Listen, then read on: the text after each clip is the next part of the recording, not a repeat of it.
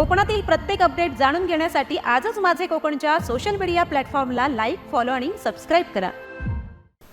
रायगड जिल्ह्यातील जिल्हा परिषद आणि पंचायत समितीच्या अत्यंत महत्त्वाच्या सार्वत्रिक निवडणुकीसाठी सकाळी उत्साही वातावरणात मतदानाला सुरुवात झाली। परंतु मतदारसंघामध्ये विशेष लक्षवेधी ठरलेल्या जिल्हा परिषदेच्या उमेदवार मनाली काळीजकर यांनी सकाळी आपल्या पूर्ण कुटुंबासह स्थानिक मतदान केंद्रावर जाऊन मतदानाचा पवित्र हक्क बजावला। मतदान प्रक्रिया पार पाडल्यानंतर प्रसार माध्यमांशी बोलताना त्यांनी आपल्या विजयाबद्दल प्रचंड आत्मविश्वास व्यक्त केला।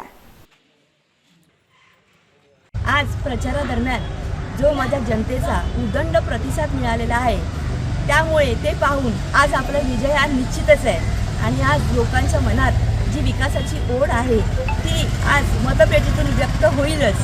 आणि माननीय महाराष्ट्राचे कॅबिनेट मंत्री भरतश्री गोगावले साहेब यांच्या मार्गदर्शनाने आजपर्यंत जी कामं झालेली आहेत त्याची पोचपावती आपल्याला येत्या 9 तारखेला येईलच। आणि आपल्याला सगळ्या माझ्या जनतेचा, सगळ्या लोकांचा जे सहकार्य आहे लाभलेलं आहे, त्याच्यामुळे आज पंचायत समिती आणि जिल्हा परिषदला आपला भगवा फडकणारच आहे, हा मला पूर्ण विश्वास आहे।